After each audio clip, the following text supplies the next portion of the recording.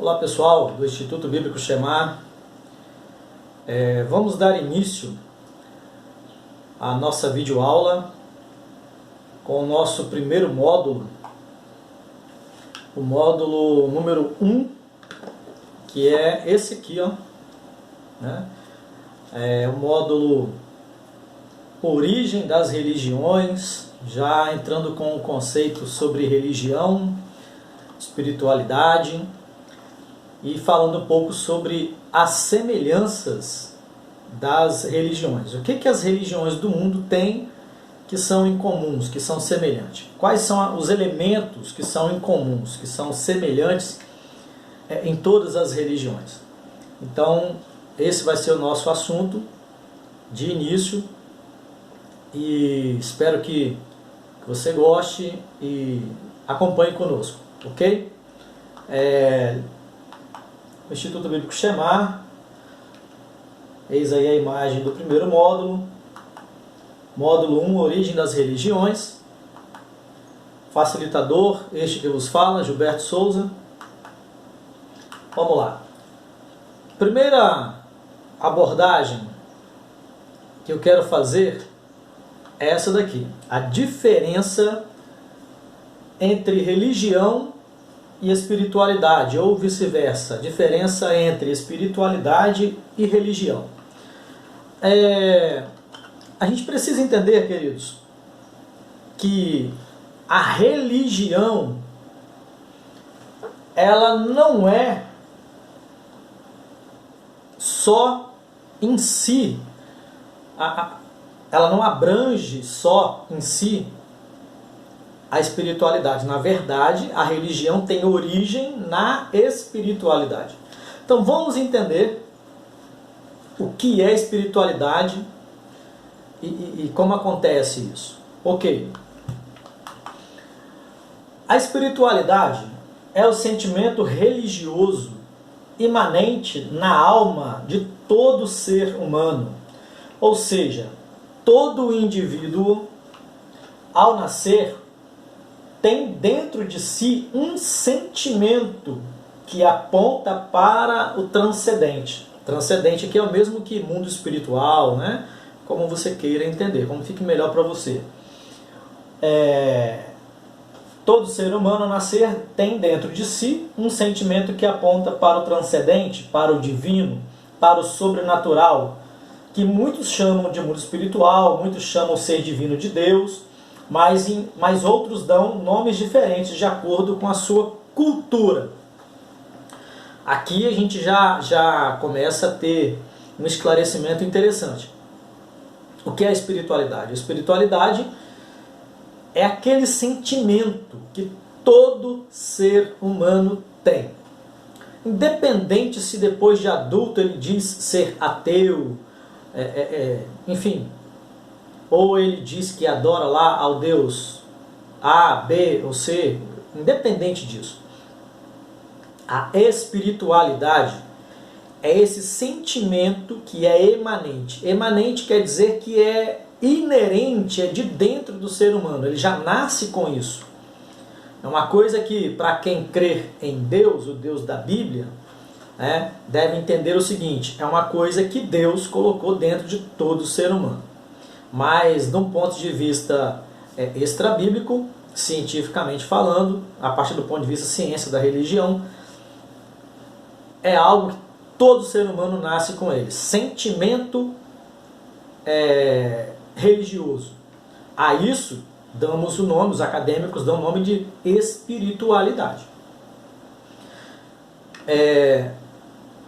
Tendo esse sentimento, então o indivíduo ele nasce com isso, todo ser humano nasce com esse sentimento, que a gente chama de espiritualidade, e esse sentimento é que faz com que ele queira entender o mundo espiritual, o transcendente, o divino, enfim.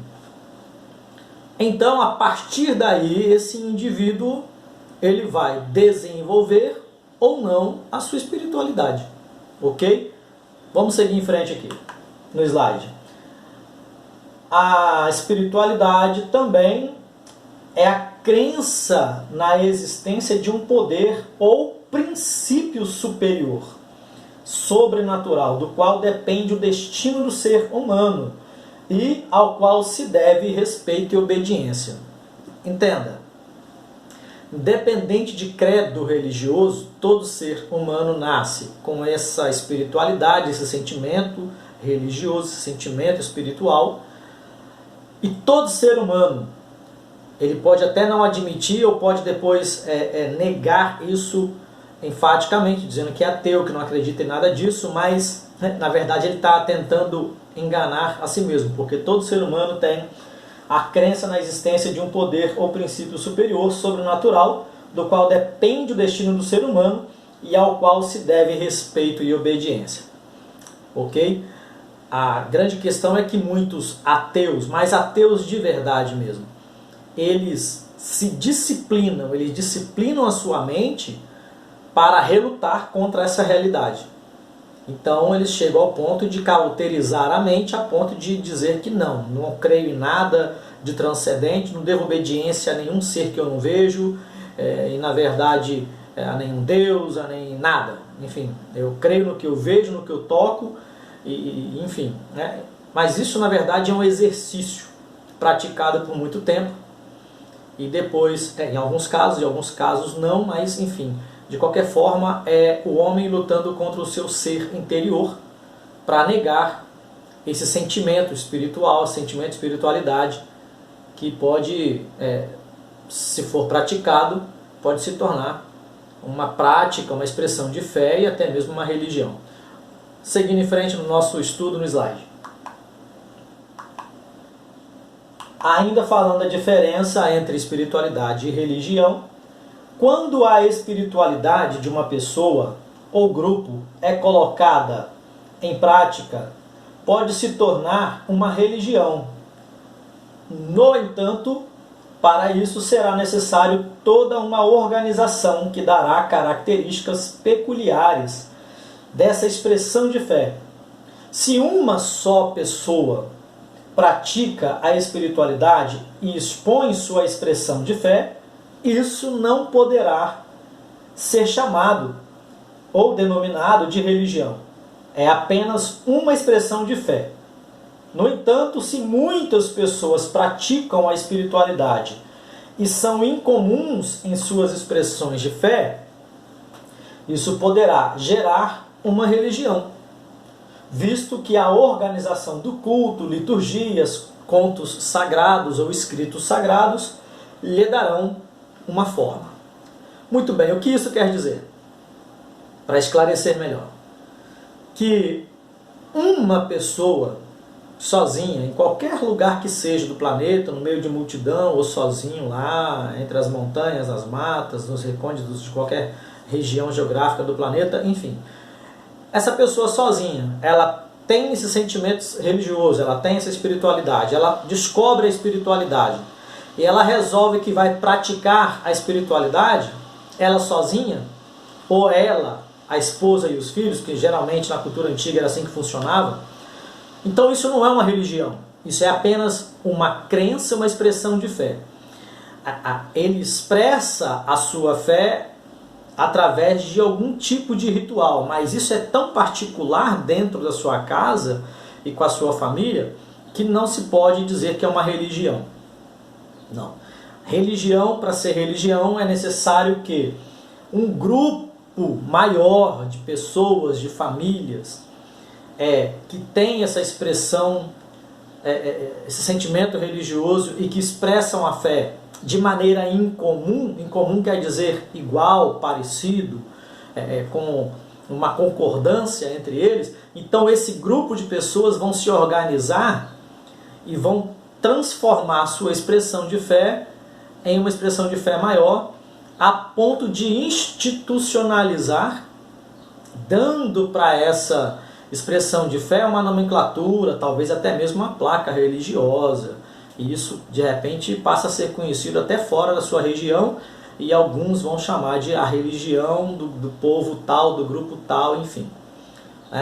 Então, religião só pode ser considerado a partir do momento que um grupo de pessoas resolvem expressar a sua fé de maneira em comum, organizando essa expressão de fé através do culto, de liturgias, de contos sagrados, mitos ou escritos, né, sagrados, e enfim, quando isso tudo estiver bem organizado, aí sim será considerado religião. Ok? Vamos seguindo em frente aqui. Então, agora o que é religião propriamente dito? A partir do dicionário, nós temos a definição de religare, do latim. Religare significa ligar novamente, no sentido de retornar às origens, ou seja, ao Criador. Então, no dicionário, a gente encontra essa definição, mas essa definição é a partir do dicionário da língua portuguesa, que pega a etimologia do latim e traz baseado no ponto de vista cristão. Então, religare não deve ser aplicado, por exemplo, às religiões do Oriente, como na China, na Índia. Não pode ser aplicado ao conceito de expressão de fé do budismo, não. Porque eles não têm esse conceito, eles não usam esse conceito. A expressão de fé deles não tem esse ponto de partida. Eles não pensam que buscar a espiritualidade é religar com o Criador. Pelo contrário, existem religiões como o budismo, por exemplo, que eles acreditam que a sua expressão de fé e a sua busca espiritual é um mergulho para dentro de si para encontrar o eu perfeito, né? O caminho do meio, nem a riqueza e nem a pobreza extrema. Então eles procuram o caminho do meio no budismo e mergulham para dentro de si para encontrarem o equilíbrio e a luz em si mesmos, né? Através da meditação, enfim. Então religare, a partir desse conceito aqui, não se aplica ao budismo, por exemplo. Mas, como conceito cristão, a gente entende que religare significa ligar novamente no sentido de retornar às origens, ou seja, retornar ao Criador. Então, o dicionário está dizendo que a religião, ela é o elo de ligação. E eu diria, a partir do que nós já falamos aqui no início da aula, que religare é a espiritualidade praticada para o objetivo de voltar às origens, ou seja, ao Criador. Vamos para mais uma definição. Postura intelectual e moral que resulta da crença em uma divindade. Continua ainda o dicionário falando de religião, mas a gente vê por trás disso que a espiritualidade é a base para esse pensamento. Porque sem o sentimento, sem a espiritualidade, o sentimento religioso, não tem prática, expressão de fé para se tornar uma religião. A postura intelectual e moral que resulta da crença em uma divindade também tem a sua raiz na espiritualidade, que quando praticada se torna uma expressão de fé e que vai resultar em postura intelectual, moral, e resulta da crença de uma divindade, né? No transcendente, no divino, enfim. A grande questão eu falei lá no primeiro slide, que cada indivíduo, em cada época da história da raça humana, em cada região geográfica do planeta, ele percebe o transcendente, o divino, conforme o seu ponto de vista, conforme a sua cultura. Então ele faz uma leitura disso, ele interpreta e ele pratica a sua fé conforme a interpretação que ele tem, de acordo com a sua época, com a sua cultura, e com os meios pelo qual ele vive.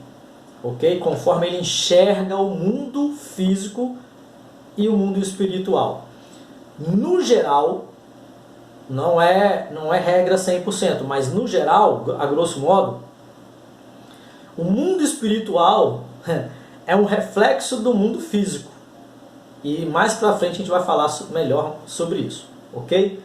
Seguindo em frente.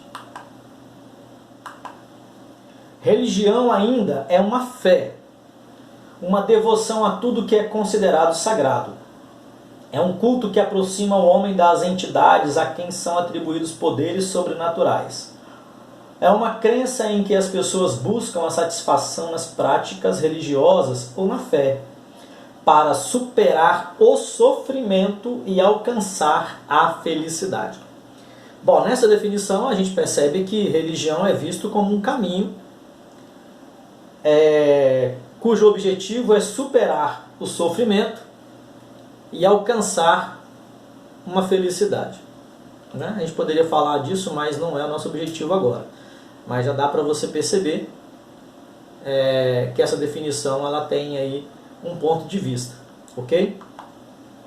Todos os tipos de religião têm seus fundamentos, algumas se baseiam em diversas análises filosóficas, que explicam o que somos e por que viemos ao mundo. Outras se sobressaem pela fé e outras em extensos ensinamentos éticos. Bom, aqui ele está falando de 3 tipos de fundamentos de religiões. Religiões cujos fundamentos são filosóficos, outros apenas baseados na fé e outros em extensos ensinamentos éticos. A gente pode falar disso mais para frente com mais detalhes. Semelhança entre as religiões. Vamos lá. O que há de início de semelhante entre as religiões? Todas as religiões. Primeira coisa que há, ponto principal e básico, é a base de todas as religiões, independente de qualquer que seja ela: a fé. As principais religiões do mundo têm sua base fundamentada na fé. Isto porque elas acreditam em um ser superior metafísico, criador de todas as coisas. De repente você pode pensar em alguma coisa aí e talvez até discordar dessa afirmativa, mas considerando no modo geral, esta é uma realidade.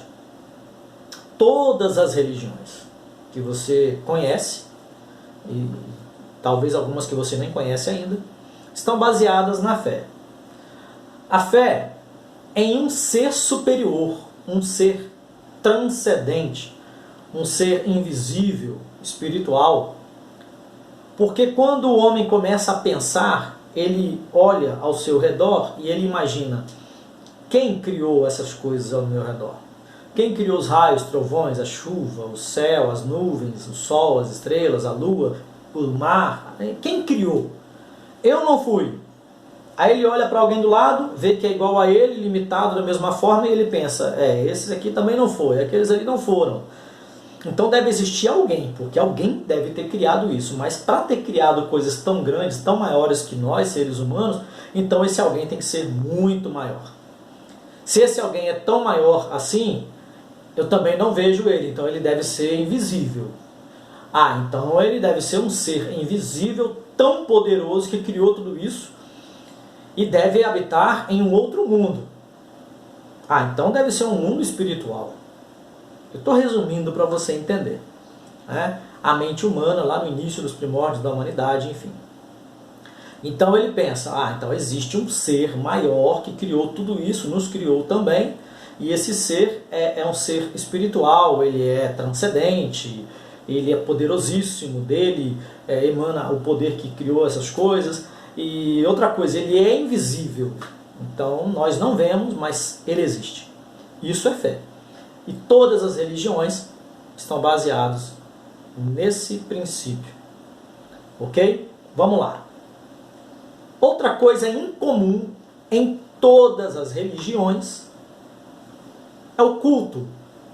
Todas as religiões têm sua forma de mostrar ao mundo sua fé ao seu Deus, realizando cerimônias religiosas, ou seja, culto, porém não sem um altar. Ah, interessante.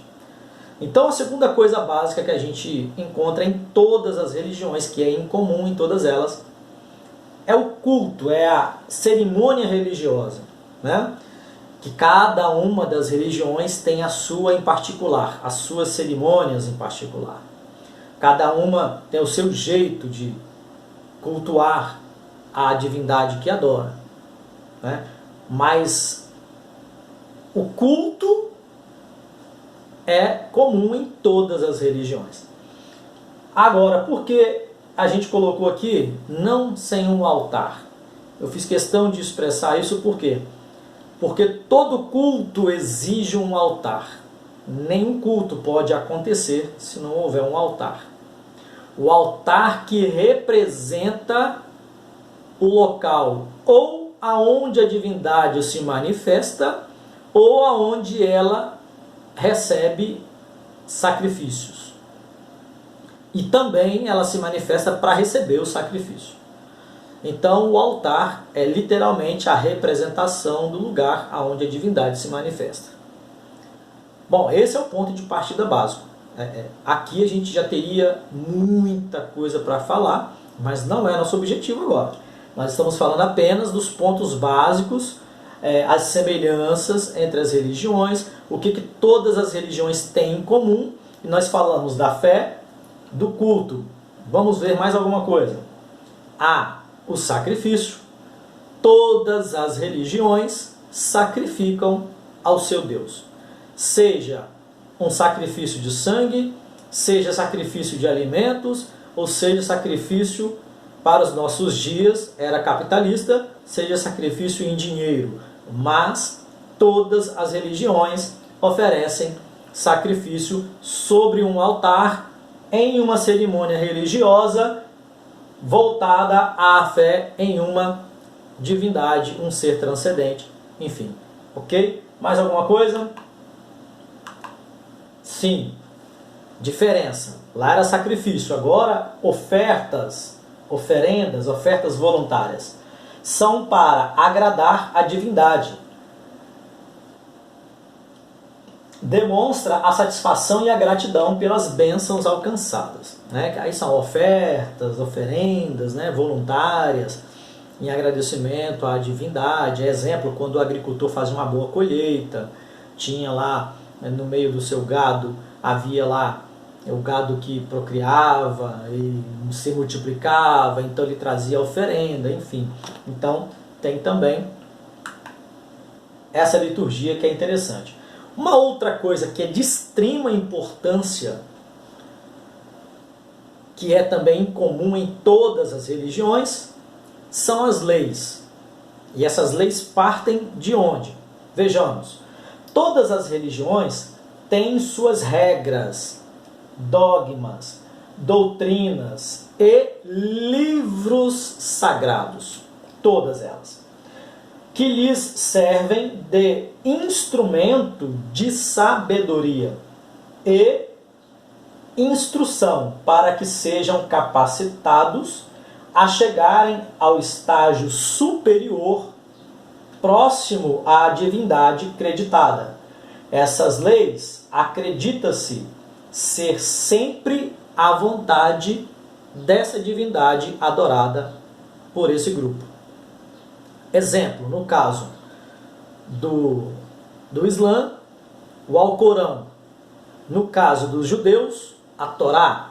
No caso dos cristãos, a Bíblia. No caso dos indianos, que praticam o hinduísmo, os Vedas, né? E por aí vai. Dei alguns exemplos para você entender, você já entendeu? Pronto, então, uma coisa em comum entre todas as religiões, principalmente as principais religiões do mundo, as maiores e as mais antigas, as leis, que têm suas regras, dogmas, doutrinas e livros sagrados. Né? Então, algo que não deve faltar em uma religião, inclusive Sem isso aqui, a religião talvez não poderá ser nem chamada de religião, né? Porque toda religião tem que ter esse fundamento principal.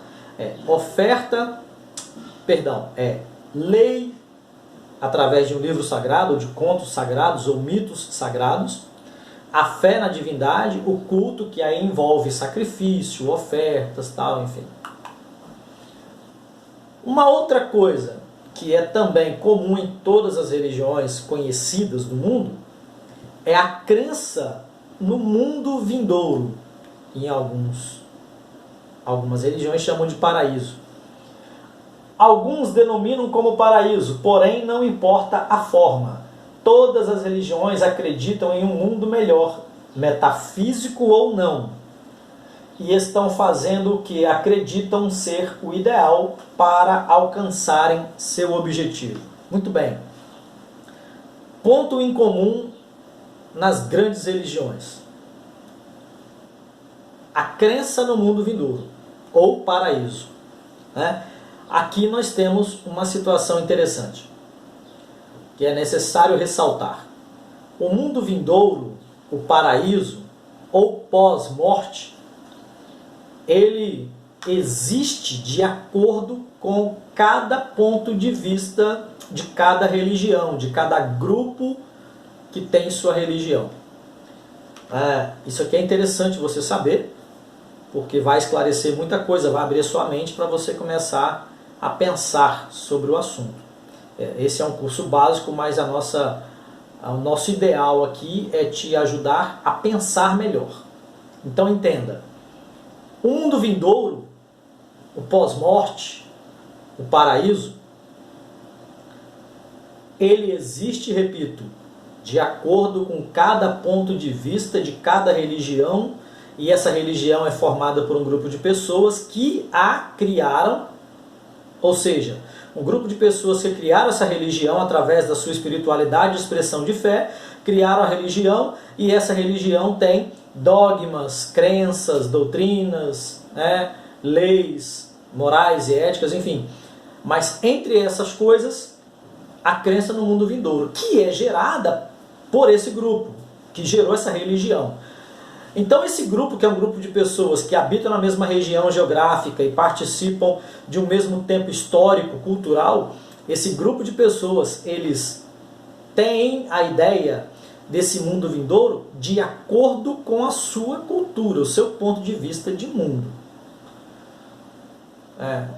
Um exemplo para você ficar melhor, para entender melhor. O que é o paraíso para os vikings, por exemplo? Eles chamam de Valhalla. E o Valhalla o que é? É a crença de um nórdico que pensa: quando eu morrer, do outro lado terá aquilo que eu amo aqui em vida. E o que um nórdico, um viking, ama em vida? Ele ama cavalgar a cavalo, tem armas, gosta de guerras, de lutas, de brigas durante o dia, e à noite ele quer beber, festejar, cantar, enfim. Então basicamente é isso. O que ele pensa? Quando eu morrer, a vida depois da morte tem que me honrar. Se eu for um cara honrado aqui nessa vida, eu serei honrado do lado de lá. E honrado com uma vida onde as coisas boas não terão fim. Então do lado de lá tem que ter uma arena aonde tem um local em que Odin e Thor, que eram os deuses deles, segundo a crença deles, devem estar assentados. Os guerreiros honrados passarão o dia guerreando e se matando, mas quando anoitecer, todos eles levantam, ressuscitam e passam a noite bebendo e festejando e cantando suas histórias através de músicas e festas, enfim, diante do deus Odin e do seu filho Thor. E assim será o pós-morte de um viking. Ou seja, o pós-morte, o paraíso, o mundo vindouro, é o reflexo do que há na vida física, enquanto nessa terra, nessa vida. Por outro lado, o indivíduo pensa, se ele tem uma vida boa aqui, ele quer ter uma vida boa lá. Se ele tem uma vida ruim aqui, com alguns poucos momentos bons, ele quer que esses poucos momentos bons existam do lado de lá e que sejam eternos. Ok? Eu dei esse exemplo, agora você pode pegar esse exemplo e adaptar ele a todas as religiões que você conhece ou possa vir a conhecer. Né? Do mesmo jeito que existe o pós-morte bom, existe o pós-morte ruim. Aí o camarada pensa, se eu sou um guerreiro honrado, honro minha família, eu faço tudo que Odin gosta que eu faça, que Thor gosta que eu faça. Quando eu morrer, eu vou para a presença deles e vou passar a eternidade assim. Agora, se eu for um guerreiro que não tem honra, quando eu morrer, serei punido. Ou aquele indivíduo ali que eu conheço, ele não é honrado, então quando ele morrer, ele deve ser punido. Aí cria-se a ideia de um lugar onde esse sujeito será punido e provavelmente eternamente. Por que eternamente? Porque se no pós-morte o paraíso é eterno, porque a ideia de mundo vindouro, a ideia de mundo espiritual, já parte do pressuposto que lá tudo é eterno. Então, se as coisas boas de um lado é eterno, as coisas ruins do outro lado também serão eternas. Não tem como sair